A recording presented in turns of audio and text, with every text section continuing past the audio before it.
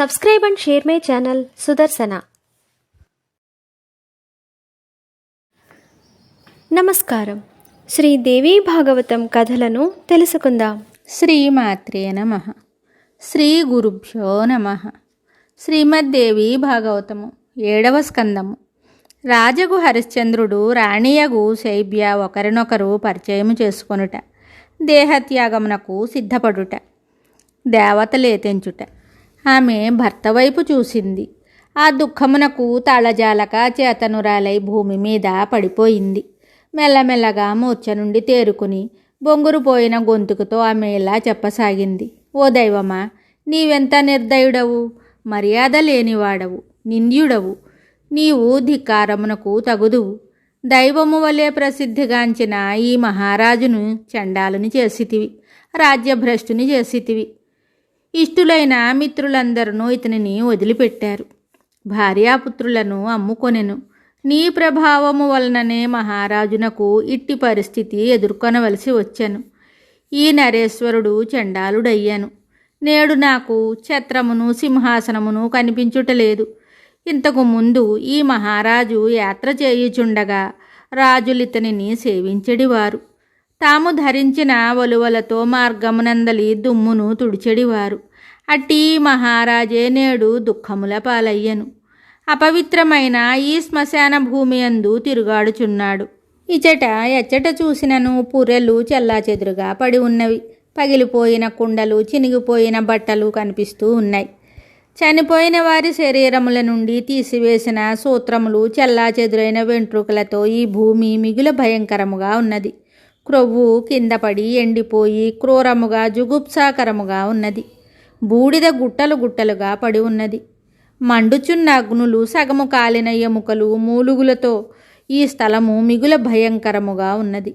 గ్రద్దల, నక్కల అరుపులు వినిపిస్తూ ఉన్నాయి. చిన్నవి పెద్దవి క్షుద్ర పక్షులు ఆ స్థలమునంతయు ఆక్రమించి ఉన్నవి.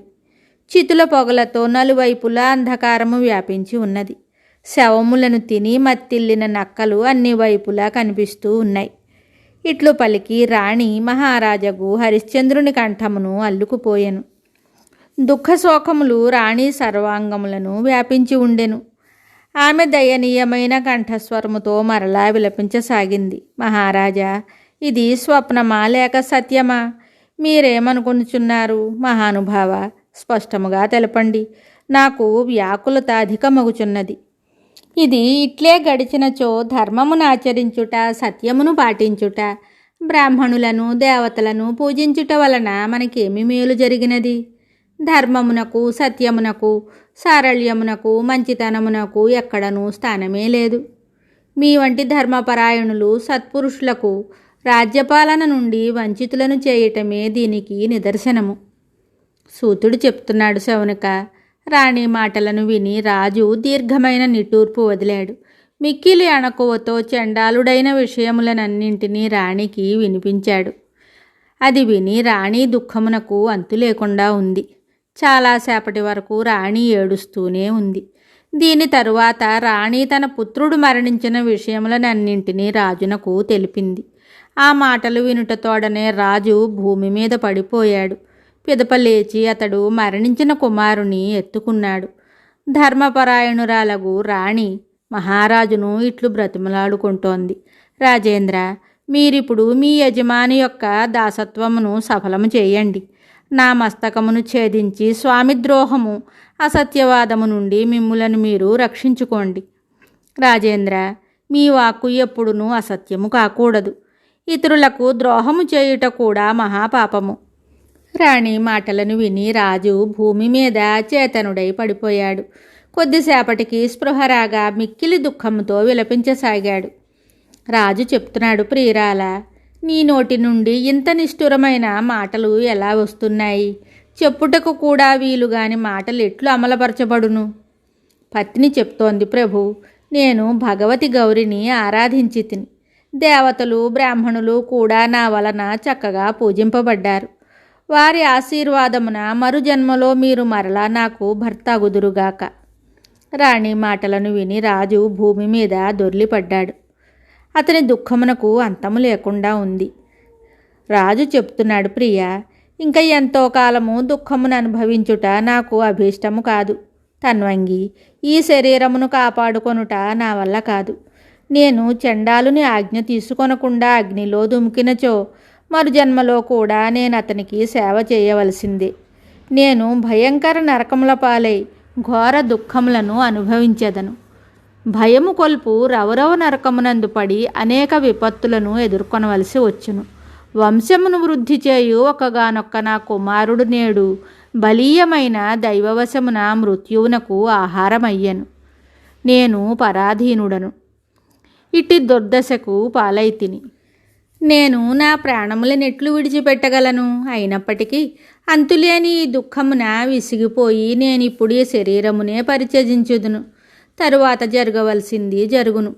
దుర్బల శరీరవగు ప్రియురాల, ఈ మండుచున్న అగ్నిలో కుమారునితో పాటు నేనును దుమికెదను. నన్ను నీవిప్పుడు క్షమింపుము. కమలలోచని, తన్వంగి, తరువాత నీవేమియూ మాట్లాడవద్దు. మనస్సును నిశ్చింత చేసుకొని నా మాట వినుము. శుచిస్మిత, నా ఆదేశానుసారము నీవు బ్రాహ్మణుని ఇంటికి వెళ్ళిపొమ్ము. నీవు దానము హవనములను చేసితివేని, బ్రాహ్మణులకు సంతృప్తి కలిగించితివేని, నీ కుమారుడును నీవును నేనును పరలోకమున మనమందరము కలుసుకొందుము. ఈ లోకమున కలుసుకొనగోరుట ఎట్లు సాధ్యపడును? పవిత్రమగు చిరునగు కలదానా, ఇప్పుడు నేను ఈ లోకము నుండి వెళ్ళిపోతున్నాను. ఏకాంతమునందు పరిహాసమునకైనను నీతో ఏమాత్రము అనుచితముగా ప్రవర్తించినచో దానిని మనస్సునందు ఉంచుకొనవద్దు. శుభాంగి, నేను రాజు యొక్క ప్రియమైన భార్యను. ఇట్లు అభిమానముతో నీవు ఆ బ్రాహ్మణ దేవతను తిరస్కరించరాదు. యజమానిని దేవతగా భావించవలెను. అతనిని సముచితముగా సంతుష్టిని గావించుటయే నీ కర్తవ్యము. రాణి చెప్తోంది రాజర్షి, నేను కూడా అగ్నిజ్వాలలలో భస్మమగుదును. ఈ దుఃఖభారమును నేను కూడా సహించలేకున్నాను. భగవన్, నీ వెంటనే నా యాత్ర కూడా పరిసమాప్తము కాగలదు. మీ వెంట నడుచుటయే నిస్సందేహముగా నాకు శ్రేయస్కరమగును. మానద, మీ వెంట నుండి స్వర్గ నరకములలో దేనినైనను మీతో పాటే అనుభవించెదను. రాణి మాటలను విని మహారాజగు హరిశ్చంద్రుడు చెప్తున్నాడు, పతివ్రత అట్లే అగుగాక. సూతుడు చెప్తున్నాడు. తరువాత హరిశ్చంద్రుడు చితిని పేర్చి కుమారుడగు రోహితిని దానిమీద పరుండబెట్టాడు. స్వయముగా రాణితో గూడి 2 చేతులు జోడించి, జగత్తునకు అధిష్టాత్రి 100 కనులతో అనుపమ శోభలొలుకుచున్నది, పంచకోశములలో విరాజిల్లుచున్నది, బ్రహ్మస్వరూపముగా గలది, ఎర్రని వస్త్రములను ధరించున్నది, కరుణకు సాగర రూపమైనది, తన భుజములలో రకరకములైన ఆయుధములతో శోభిల్లునది, జగత్తును సంరక్షించుటలో తత్పరురాలైనది. ఆ భగవతి జగదంబయందు ధ్యానమగ్నుడయ్యాడు. ఆ సమయమున ఇంద్రునితో కూడి సకల దేవతలు ధర్మమును ముందుంచుకొని వెంటనే అక్కడికి వచ్చారు. మిగతా కథ తరువాయి భాగంలో తెలుసుకుందాము. శుభం. శ్రీదేవి భాగవతం తరువాయి భాగంలో మళ్ళీ కలుద్దాం. నమస్కారం. Subscribe and share my channel Sudarshana.